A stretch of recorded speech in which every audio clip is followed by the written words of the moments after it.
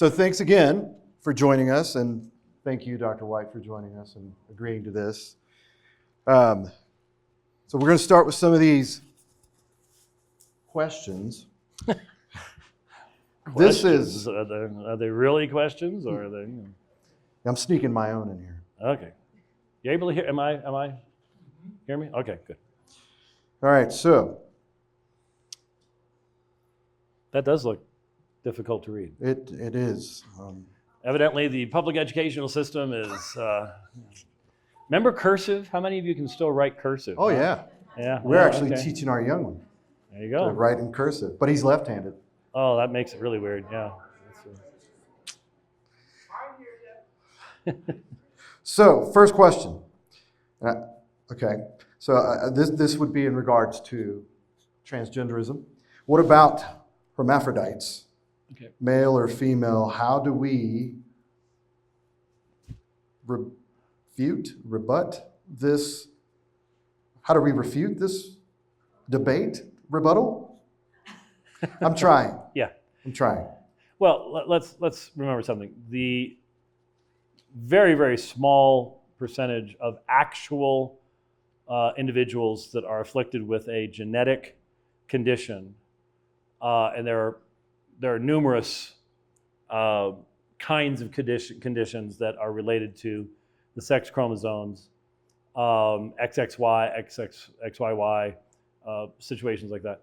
Not only is that extremely small, but that's not what we're talking about here. Transgenderism is not a genetic reality regarding, no one's saying, well, at least not yet, I'm sure they will eventually, saying that there used to be the whole thing about the gay gene. You notice that's sort of gone away. Right.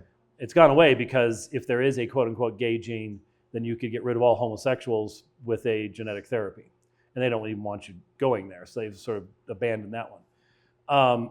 But individuals who have that kind of a condition should be sensitively treated by the church, pastorally counseled as to what kind of external demonstration of their chosen gender, because they may have sexual characteristics of both. They may not ever be able to be married, things like that. That's a pastoral issue that the church needs to be dealing with, but that's not what we're talking about here. We're talking here about people who have perfectly normal XX, XY chromosomes and perfectly normal functioning physical bodies being told that they can rebel against the way God has created them if they choose to do so. And, at least in the past, cross-dressing and things like that didn't involve surgeries and didn't involve the mutilation of the body.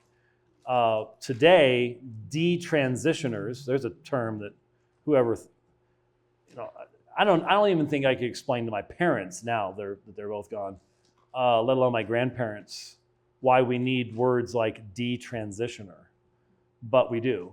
And their stories are ignored by almost everybody. The media, they don't want to admit that there are so many who utterly regret what they did and are clearly saying, I was misled, I was lied to, and now I will never have children. And as a woman, I no longer have a female form. I'll never nurse a child. I'll never have children. And vast majority of them who do all the surgeries will never have a normal sex life or anything like that as well. They've been completely mutilated. And that's what it is. It's mutilation. If it was working and you cut it off, that's mutilation. Right.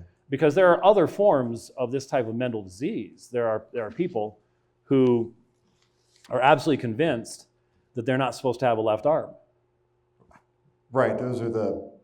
I don't remember the specific name of the condition, but they become amputated just so that they can become. They become convinced that I may be able to move that, I may be able to feel that, but that's not me. Right. And I'll never be happy as long as I have it. And so they want to be able to have their arm amputated or a leg amputated. to be more who I am supposed to be. And up until our generation, we all recognized that that was a mental disease. There was something very wrong there. Now, when we talk about this situation with sexuality, so much of it is not just some type of mental thing. It is succumbing to social pressures that you will be happier.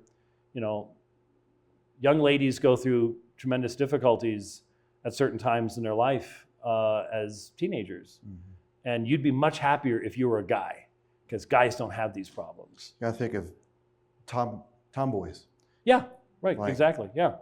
And if we don't have, if our society hasn't started off with, you were made by your Creator and gifted by your Creator, and your real challenge in life is to obey His law and to find your fulfillment in who He has made you to be. Instead, since there's no Creator, you get to determine. At the very point in your life when you don't have a clue what you're doing. Right. You really don't. I mean, come on. I got married at 19, she was 18.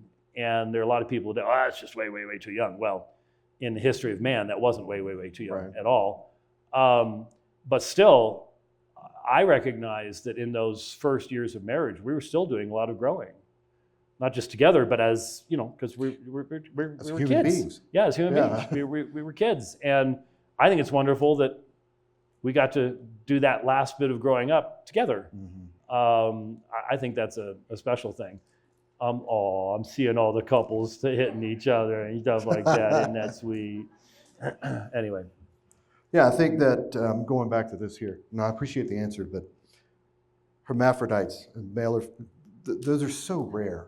That is, I don't know what the percentage is, but it's like a fraction of a percent. It's much less than 1%. Yeah. And like I said, those are real conditions, but that's not what we're talking about when we talk about transgenderism at all. Yeah. It's they will sometimes use that to try to sort of put Christians or others off who haven't really thought that through. But like I said, I was Department Fellow Anatomy and Physiology in college. Weird double major. I mean, I'd literally go from demonstrating our cadavers to high school students. We had cadavers at Grand Canyon University. So I was the guy, I'm sitting there, Willie and Clara were their names in life, male and female, and I could show, Willie, by the way, was a smoker his entire life. Anywhere you cut in his lungs was black as pitch. Mm. I could show you the spot on his heart that killed him. Wow. And I'd go running from demonstrating cadavers to Greek class. In fact, once I forgot to take off my smock, and Dr. Baird and all my other students were moving their chairs away from me. And Dr. Baird's like, Brother White, if you'd like to go back to the biology department and deposit your odoriferous garment there, that would be wonderful for all of us. And so, yeah. So I was a weird double major, but I did a lot of study of genetics, and we understand exactly what causes those various conditions. And that's not what transgenderism is at all. It's not reality. Right. You're supposed to pretend and play their game. And I'm going to let you answer this. How do we love gays but also honor God? Well, we recognize that everyone's made in the image of God. And when you look at Romans chapter 1, unlike what some people say,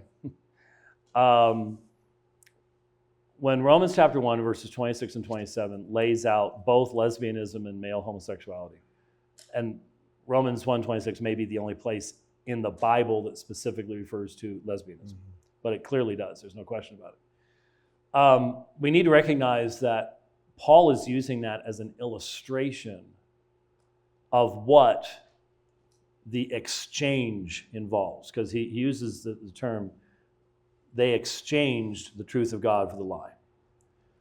And so some people have said that, what was the guy who ended up being president of the Southern Baptist Convention for extra time because of COVID? J.D. Greear.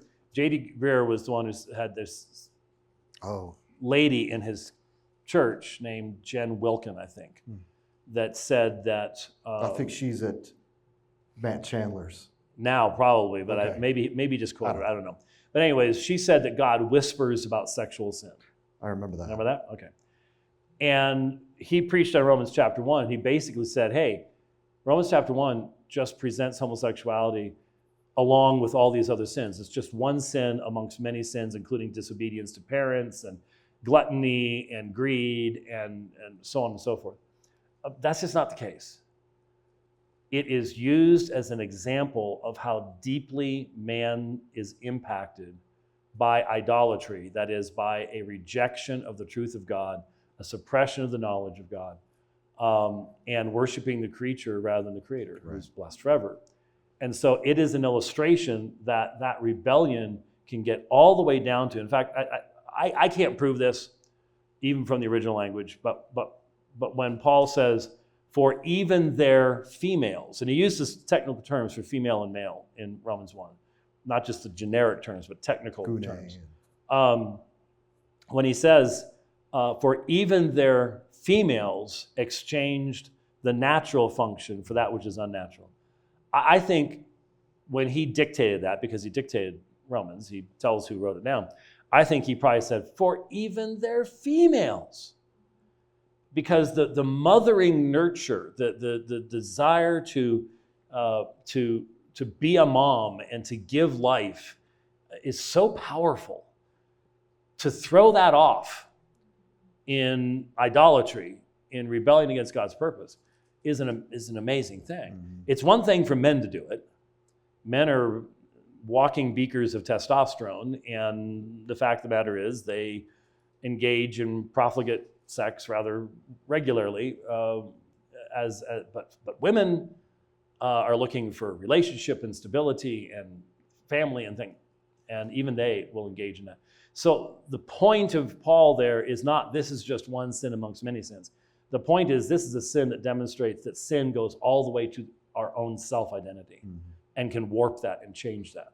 So you're either in relationship with the one true God and you're living in light of how he has created you to be, or you can be twisted all the way down to that particular level. So how can you love someone in that situation? Well, the only way to love someone in that situation is to honestly tell them about what Scripture says. I'd give as a resource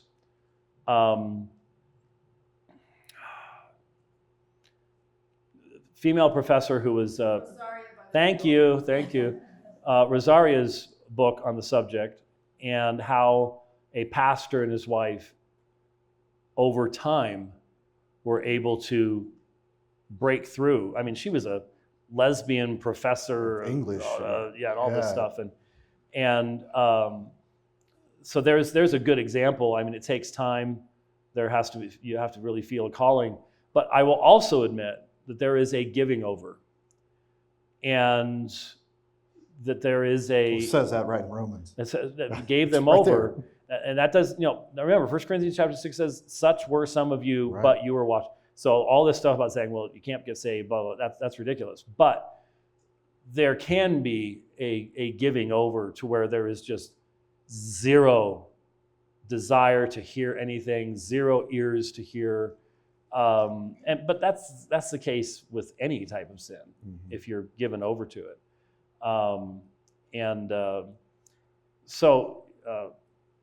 I hope Rosaria doesn't hear the recording of this, that I struggle with lots of names anymore. What's your name again? That type of thing. Bob. Yeah. Thank you. So we see the liberal side infiltrating and manipulating our governing bodies. In addition to prayer, how can we overcome this influence of evil? Well, I've gone to no longer using the term liberal because they're not liberal. That's true. Liberal is someone who's talking about freedom. Right. And these people are totalitarians. They're leftists. And they have a particular worldview, the secular worldview. And I have been saying for years now that secularism in its essence is the negation of everything that is true in the Christian message. And so I believe that it is one of the enemies that must be put under Jesus' feet. Mhm. I mean, that's what 1 Corinthians, every enemy must be put under his feet. The last enemy put under his feet is death. So Christ will defeat secularism. It may take centuries and millions of lives, but it will be, because it cannot maintain a society outside of the use of force. Mhm. Because you're living in God's world and you are pretending that it's not God's world, and you're rejecting the foundational elements of what it means to live in God's world, and so therefore it will collapse. But it's still, the Soviet Union lasted for 70 years and didn't really die. Right. Because when you think about something, if a governmental system collapses just because it can't provide economic success for its people, but the foundational ideas stay alive, let's just be honest. The communists didn't fail; they just moved to New York. Mm-hmm.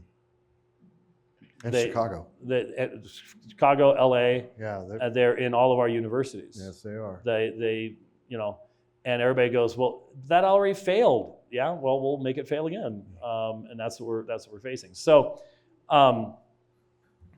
we have to. Now, this raises some pretty controversial subjects right now, because this Christian nationalist movement and the white boy summer stuff and all this other stuff that's going on, and it's in Reformed churches, it's in evangelical churches, it's in Baptist churches, it's everywhere. It's in Roman Catholicism. It's called integralism when it's manifested within Roman Catholicism. There are many people who are fundamentally saying we need a Christian Franco. We need a strong military totalitarian leader who is a Christian. And I'm seeing people right now who are literally saying, hey, you know what? It's so bad, I wouldn't care if he was a Catholic. I wouldn't care if we had a Catholic sacral system. In other words, like we had before the Reformation. Right. We need something like that. And I'm just like, okay, all right. We do have to have a discussion as to what has been given to the church. What are the weapons of our warfare? And as I understand it, weapons of our warfare are the testimony of the gospel and prayer. And that's not enough for most people, because if you were called to minister faithfully in the years before Elijah's ministry, you wouldn't have had a whole lot of success, right? And people want success now. And yet there were 7,000 who hadn't bowed the knee to Baal. We don't know their names, don't know their zip codes, nothing. But they had remained faithful. And sometimes, if you are called to minister in a culture at the beginning of its downfall or judgment, that's not going to be a whole lot of fun. Yeah. That's not going to be a walk in the park. But you don't get to change what the gospel message is or what the purpose of the church is to fit your particular circumstances. It just doesn't work that way. But there are some people that are trying that, and they're coming up with desperate solutions that, in the end, do not trust that the gospel, in God's timing, can change any society, and that the kingdom of Christ will conquer, and Christ's enemies will be put under his feet. So, and a lot of this has to do with your personal eschatology, your church's eschatology. It does impact. I was raised with a particular eschatology that would not have had any understanding of why I would go to the Phoenix City Council and warn them that you're just as guilty as the people who lived in Weimar and allowed that camp up there to murder hundreds of thousands of people. Mm-hmm. The way I was raised, we were on a sinking ship and we were just looking forward to getting out of here. So you don't go to the city council and warn them about the judgment to come. Now, if they happen to wander into a church, then you can tell them on a personal level that they need to repent of their sins and trust Jesus. But the idea that as a magistrate, that they have a responsibility before God, never crossed our mind. Yeah. So yeah, your eschatology does end up impacting where you're going to go there. And I wish we could discuss eschatology without drawing knives, swords, guns, Wouldn't that be nice? explosive devices, things like that. But in my experience, there are certain topics in the church that we don't have the maturity to discuss yet. And that's one of them, sadly. Yeah. How do I convince people, even family members, that because I stand by God's word and do not agree with some people's ethics and lifestyles, and I proclaim that I don't hate these people? Right. Yeah, it's similar to the last one in the sense that our society has come up with new definitions of love and hate. Right. Love and hate now. Love has lost. Well, can you believe that one of the What does that biggest, mean? Can you believe that one of the most popular statements in our society right now is love is love? Wow, there's a brilliant statement if there ever that's was one. nonsense. I mean, Tautologies and love is what does love. that mean? No one It means cares. nothing. No, see the difference between us and many of our loved ones is that you said, what does that mean? And for them, it's what does that feel like? That's true. It's feeling. It's about all emotions. about how you feel. And, again, talking to the older ones amongst us, that's not how we were raised, but I'm surprised at how many of my compatriots in my generation have given into this, have embraced it. That's not how we were raised. The society didn't function on this emotional, squishy, ishy-gishy stuff, but now we do. And so we have to be able to explain that love and hate have to have an objective standard to be meaningful words. If you're going to say you love someone, there has to be some way you can define that. And that as a Christian, our greatest example of God's love is self-sacrificial giving in the cross. We are called to love one another and serve one another. And that emotion, and I think this is why as I pointed out, when my daughter would tell people at school that her parents had been married for 20 years, or at Starbucks a few years later they'd been married for 25 years, they didn't believe. Why?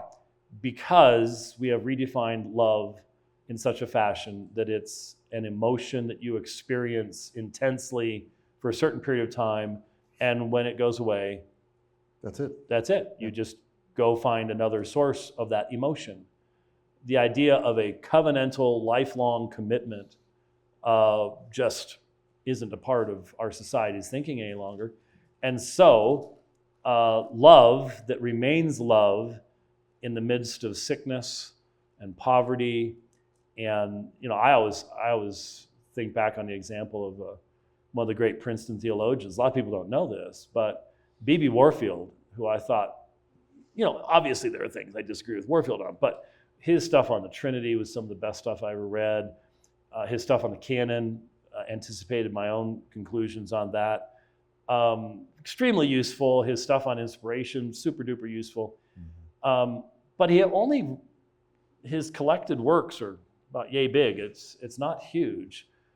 And the reason for that was, and there's some question about this, but his wife was an invalid. Some of the stories said she was struck by lightning. And he would not travel. He had to stay close, and he couldn't do the traveling and do a lot of the speaking that would have made him much more famous, much more wealthy, much more successful as a scholar and stuff like that, because he was committed to his marriage vows. Yeah. He'd made a vow before God to love and honor and cherish this woman, and just because she was struck down and lost her health didn't change the vows that he had made. Well, in our society, of course it does. Right. Because it's not fulfilling me anymore, that type of thing. So it's Viewed as hard. transactional. Yeah. Like she's not doing anything for me. Right, exactly. So it's hard to explain if our loved ones, our family members, our neighbors have bought this secularized definition of love and hate. That's what you have to address. Mm-hmm. There's no way that you can explain Christian commitment to someone who thinks that love is just simply a very strong emotion. Right. Because a very strong emotion didn't take Jesus to the cross. Very true. I think this one can piggyback on that last, but Philippians 2:4 says, esteem others better than yourselves. How does House Bill 2513-12 esteem any others as better? Well, I would first want to point out that Philippians chapter 2 It's about the church. is specifically addressed to peace in the church, and that this is meant to be amongst Christians. And the only way that you can look out for the affairs of others more than for yourself is the Spirit of God grants to you that humility of mind, because the next verse begins the Carmen Christi. And you want an example of humility of mind? Here it is in Jesus. Christ. Yep. He considered others more important than himself, and that's the whole Carmen Christi, that him to Christ is to God. So that's meant directed to Christians, and obviously there would have been a day long ago in our society where even governmental bills would have been considered in the context of a biblical context. That has passed long ago. I suppose there are some southern states where there might be still a concern about some of those things, but certainly I don't know what's happened to y'all here, but y'all used to be conservatives, and it only took about 10 years for you all to go from deep red to bright blue, but it's mainly Boulder's influence. But anyway, it's happening in Arizona as well, sadly. It's happening all over the place. But you can't consider others more important than yourself in a secular context. Right. You can't. There's no foundation for doing it. I suppose a secularist might say, well, if you gain joy from that, and as soon as you don't gain joy from that, you're going to stop doing that. Mm-hmm. From the Christian perspective, the reason you consider others more important than yourself, the Greek term is tapainos aphrune, and it's humility of mind, and it is having certain rights and laying them aside in the service of others. So Jesus has certain rights as God, and he lays them aside and it's made in the form of a servant, and so on and so forth. That's the illustration, that's the sermon illustration that is given to us in verses 5 through 11. And until you recognize you've died with Christ and now you live to God, you don't have a basis for doing that. The Buddhist monk might do that, but he's doing that for his own self-promotion. Right. It's not, I've died to this life, and therefore this is how I serve my Lord. I want to stop the cycle of reincarnation and reach Well, nirvana. then you got that too, yeah.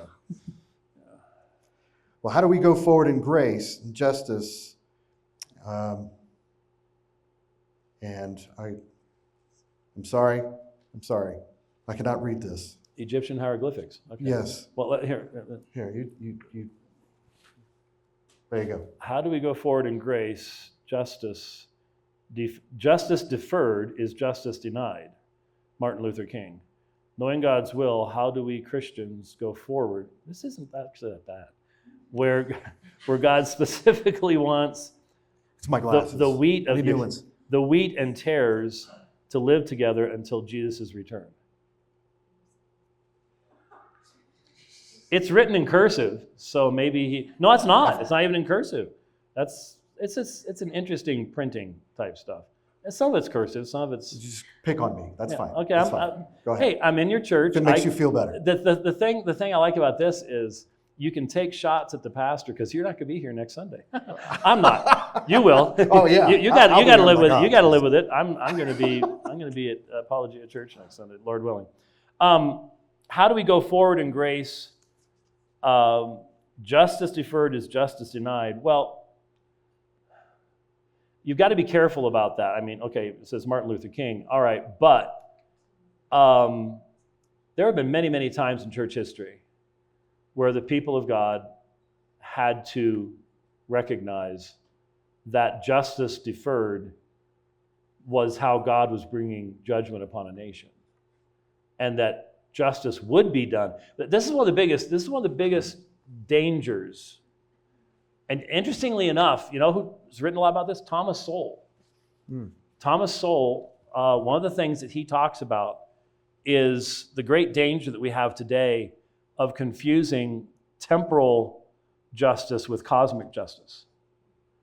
And what he's saying is, in the past, we recognized that we were not going to be able to have perfect justice in this life, that people were going to get away with things.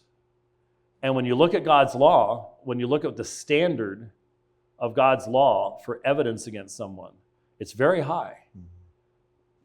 Eyewitness testimony, 2 or 3 witnesses. And I think this is really important right now because with AI, you can't believe almost anything you see online anymore. That's true. I mean, if you've seen what Google is putting out right now is these videos, can you tell that that's created by AI? I can't. And I remember the first time a couple years ago, somebody produced a little video they took a clip from The Dividing Line, but they created an AI version of my voice. It was the first time I'd ever heard an AI version of my voice. And I recognized that what I was saying, I didn't remember, and it wasn't matching up with my lips moving, but it sure sounded like it.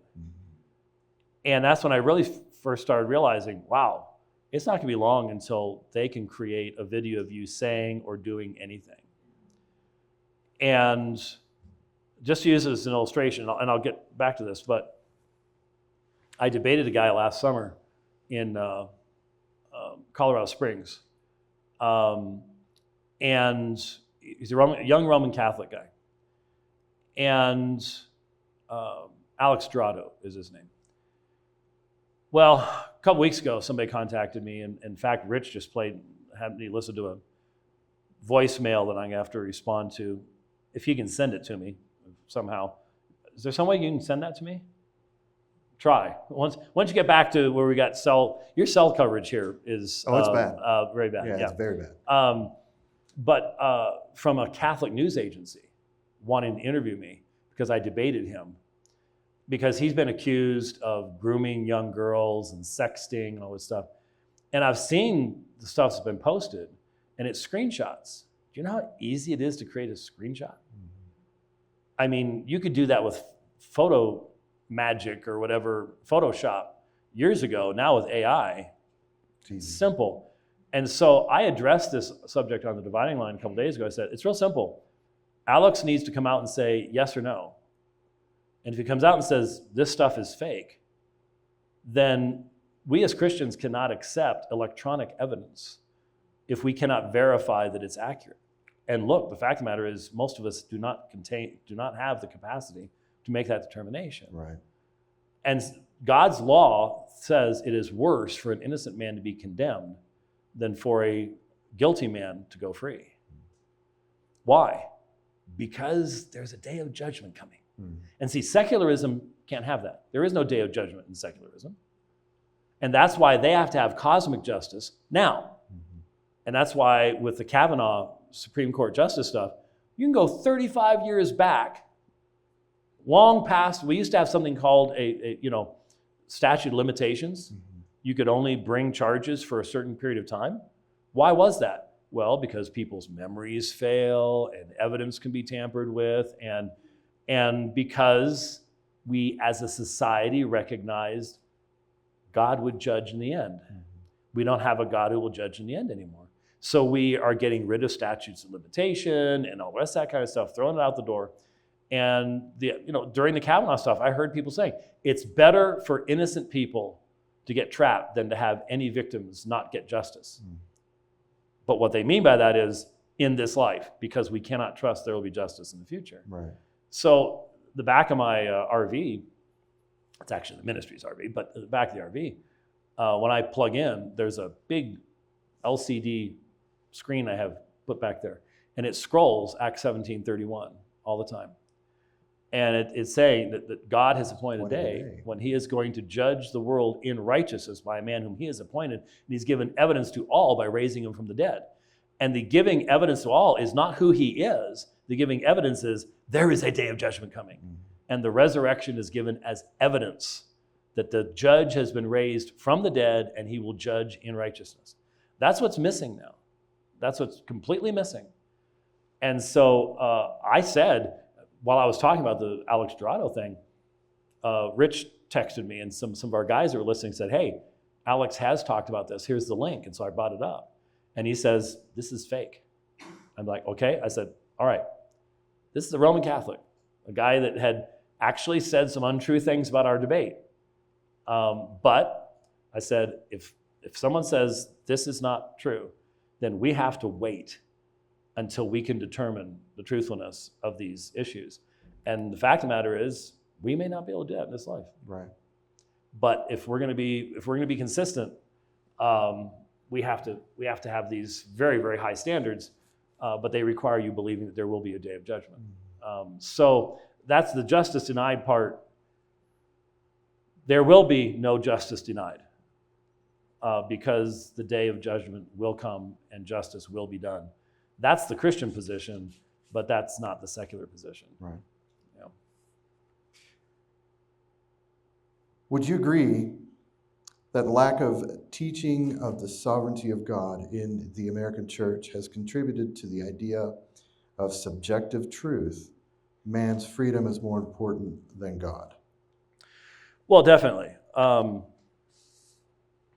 We have, in evangelicalism broadly, and even among some churches that would self-identify as Reformed, there is such a capitulation to the centrality of man's emotional feelings that, well, Steve Camp used to use the illustration that we've been afflicted with Jesus is my boyfriend or girlfriend songs. Oh, gosh. And it's true. It is. It really, you listen to a lot of, I'm not saying all contemporary Christian music is garbage. It's not. I have friends in the contemporary Christian music industry. They're not singing lovey-dovey Jesus songs. No. If you've ever listened to Skillet, they're not singing lovey-dovey Jesus songs. But the reality is that the fear of the Lord that is so much a part of the biblical revelation is not how you're going to grow your church and meet your budget and everything else. And so it's much better to present the idea of God as your servant meeting your needs than you as God's creature who will be judged on the basis of the strict judgment of his law, seeking his grace and recognizing that the only peace you can ever have with God is in the imputed righteousness of Jesus Christ. So, yeah, if you don't have a sovereign God, then you don't really have much argument against mankind pretending to be sovereign himself. Because that's what transgenderism is. It's me saying, I am sovereign over my own reality. I can look at my own body. I know what my own body screams to me. And I can look at the organs of my body and see how they specifically are supposed to function. And I know all of these things. But I can still say, no, this isn't right. And I will utilize modern science and people who are literally willing to be paid to mutilate human bodies. Oh my goodness, I cannot imagine the responsibility that will be laid upon people who did that. People who get themselves rich out of destroying people's bodies. Again, some Christians don't think that's ever going to be judged. I do. I think God's going to go, so, nice yacht you had there. How did you get the money for that? I chopped healthy organs off of little boys and girls. Yeah, that's not going to be judged. Yes, it is. You better believe it is. And these people need to be told. I think one of the reasons they get away with it is that there are very few Christians that are willing to say, you will be judged for that. Oh, you stinking fundamentalist. No, there is a day coming. Jesus said, if every thoughtless word that you speak or we should, I think it's okay if we expand that, type with your fingers or anything else. If every thoughtless word you type is going to be called into judgment, do you really think your motives for having engaged in that kind of activity and used the skills God gave you as a physician to mutilate human bodies in rebellion against his truth, you don't think that's going to be brought up for judgment? You think he's going to pass that over? Yeah, it's a monetary thing. We don't have to worry about that. No, come on. Get real. Yeah. That's ridiculous. So yes, if you don't have a sovereign God who can be the ground and source of being able to say, this is what men are, this is what women are, these are your responsibilities, these are your responsibilities, this is the gifts given to you, the gifts, rejoice in these things because these are gifts of grace, so on and so forth. If you don't have that, then yeah, we're the ones that end up getting to define our own reality, and we'll always mess it up in the process. Mm-hmm. Practical advice. Feet on the ground advice for remaining faithful to speak the truth with love and compassion. Well, I hope I've given some of that, but, every day I have to be really careful, because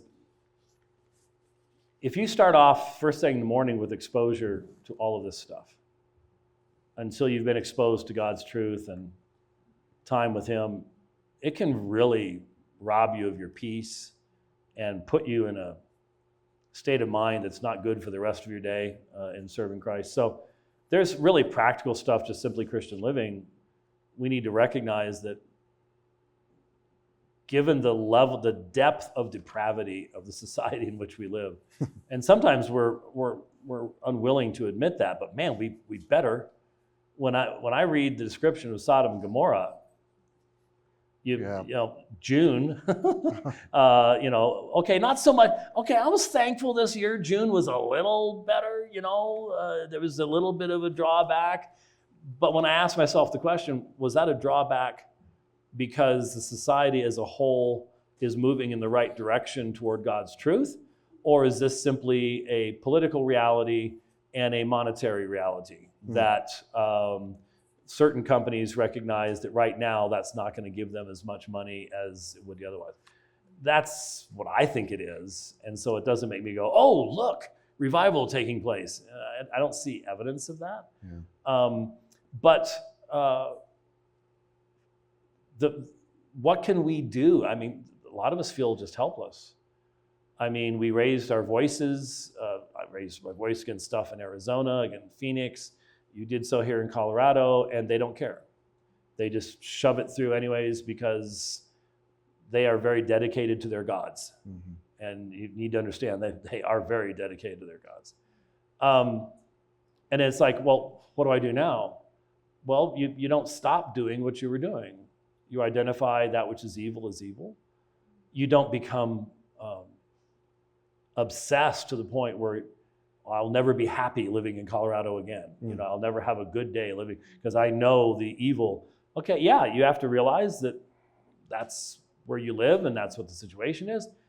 But it seems to me there's good truth in the people who are saying, when you love your wife and take care of your kids, or if you're take care of your grandkids, or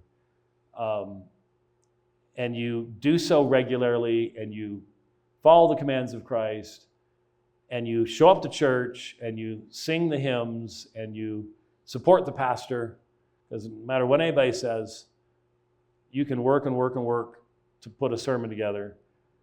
And if half of your people aren't there, you're not Superman, and they're not there, and you're impacted by it. And so you do have a ministry to your local church and to your pastor and to your elders to be there and to support them, not just financially, but in prayer and personally and being there on Sunday morning. We are advancing Christ's kingdom by doing the little things of obedience day in and day out.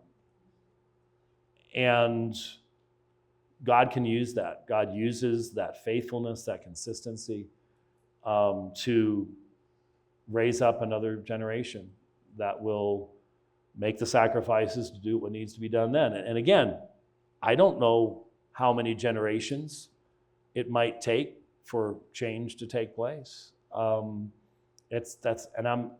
hasn't asked me to figure that type of stuff out. Thankfully. Thankfully, yeah. But and this doesn't sell. That's why this radical stuff and becoming a crusader and jumping off cliffs with an axe in your hand and all the rest of this kind of stuff, that sells, but it doesn't actually advance the kingdom. Right. We show that we don't really trust the Spirit and we don't really trust the Word when we start running off to other stuff to satisfy our "I want something now" attitude. That's just not how the saints of old have done it. And there was an old song. It's an old song. It came out when I was in my 20s. I guess it's not really an old song. But Steve Green has a song, "Find Us Faithful." And I was thinking about with John MacArthur's passing. And I did know him. We were sitting around dinner last night, and I was telling John MacArthur stories. I have some really good John MacArthur stories. Got some more? Well, I've got more. Oh, yes, I do have a couple more. Yeah, you heard some of them. But with his passing, I don't know if you know the song, but it's talking about may those who come behind us find us faithful, and it's talking about may we by our example show them the path and lead them in the way. And a lot of us don't have that kind of an idea that that's where we are, and that by living daily in obedience to Christ, that we are part of his purpose in showing the way for the next generation after them. We rarely think about what the generations after us are going to think about us. And I'll have to admit, right now, the youngest generation seems to really have absolutely no respect whatsoever for anybody who came before them, which is not a good thing. And I'm not saying all of them, but there is a real open expression of detestation by a lot of young men right now who just have no patience and don't see that someday they're going to be where we are now. And by the standard by which you judge, you yourself will be judged. Someone said that. I forget who that was. Anyway, sorry. I think it was Jesus. Oh, was it? Okay, all right. I couldn't remember if it was that or That's Abraham always Lincoln. the right answer. As Christians, and I think this was addressed earlier, but as Christians, how are we to treat and feel about homosexuals and lesbians as Jesus would? Isn't it interesting? I asked, I don't know if any of you saw the knockdown, drag-out fight that Jeff and I had with Brandon Robertson. Oh, gosh. About a year and a half, 2 years ago. He's a progressive. Well, he's a homosexual. He started off as an evangelical. And I've told the story many times. I was listening to him speak. He was barely 20, I think, when he was speaking about his orthodoxy and stuff like that. And he made a comment about Scripture. And I remember thinking about it. I was on a bike ride out in the middle of nowhere. I remember where I was, too. And I said to myself, this guy will never remain Orthodox. No way. And he's now the most wild-eyed, Jesus was a racist, whacked out leftist liberal on the planet. And so we did a Apologia Radio episode where he and I and Jeff went at it. And,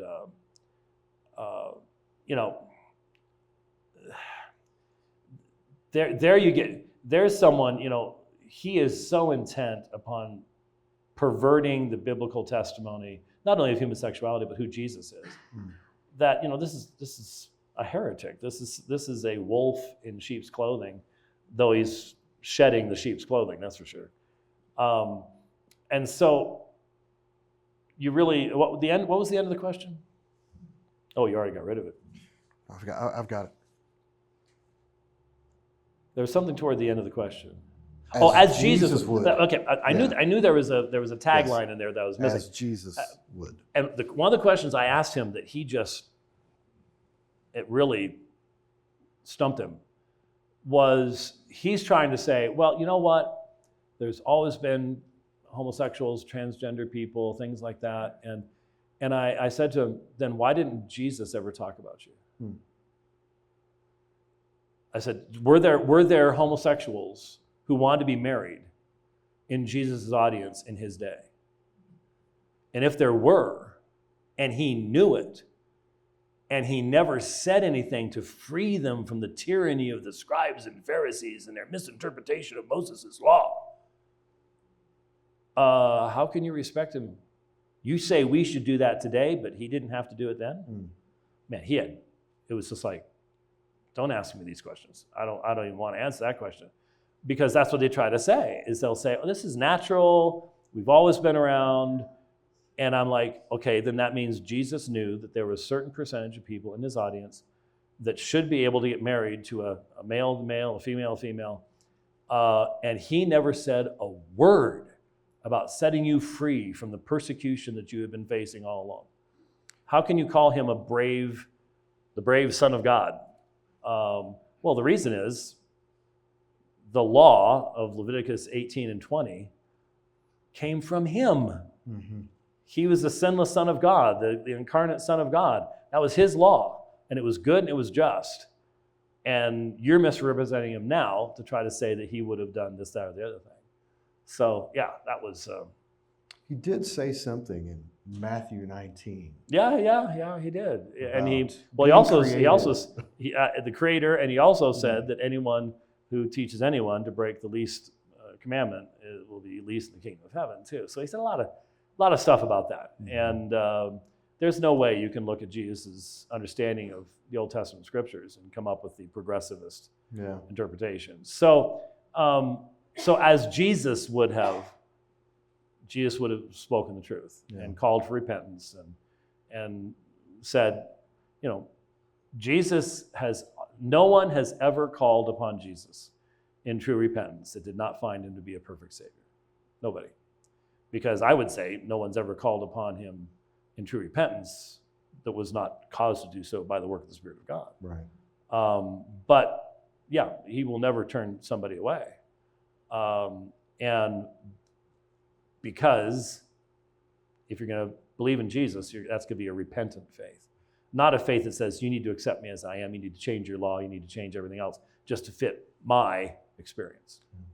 Doesn't work that way. You come as you are, but you are changed. Yeah.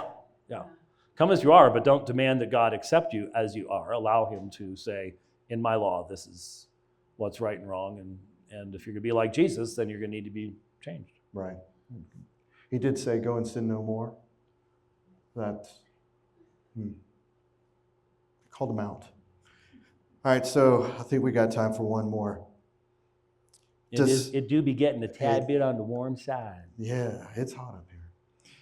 Does expressive individualism in its current state have any roots in the Western emphasis on individuality, i.e., rugged individualism? Well, there were a lot of rugged individuals in the past that still recognized the proper boundaries of God's law on human behavior. So saying that God says this is what men are supposed to do doesn't mean that God creates all men to be identical to one another. Mm-hmm. And there's going to be the big 6'8" burly lumberjack, and then there's going to be the 5'5" accountant. Mm-hmm. And that doesn't mean the accountant is less of a man. Mm-hmm. It just means his hands are going to be a lot. It's a lot different than So rugged individualism can be put into a lot of different contexts. When it's put into a secular context where you no longer have a God who is our creator, who can establish those parameters, well then, yeah, it can go any direction into insanity. But if it's kept within a context of we are made in the image of God, and that there is a spectrum of how you can fulfill what God wants you to do in many different ways, that's fine. But the issue isn't individualism; it's secularism. Yeah. It's the fact that there is no creator that will define these things. I think a lot of this has its root in the sexual revolution. Well, sure. And I can't help but think of that one, is it Oscar Wilde or Oliver Wilde? Which was was a homosexual who was Oscar Wilde. Okay, yeah. Expressive individualism. Yeah. Yeah. Yeah. Yeah. Well, I think that's good. Thank you so much for Well, thank you, taking the time, especially to do for the this. gift of an extra 10 minutes. Yeah, absolutely. My sermon. And for all those things you said, $20 is fine. Okay. All right.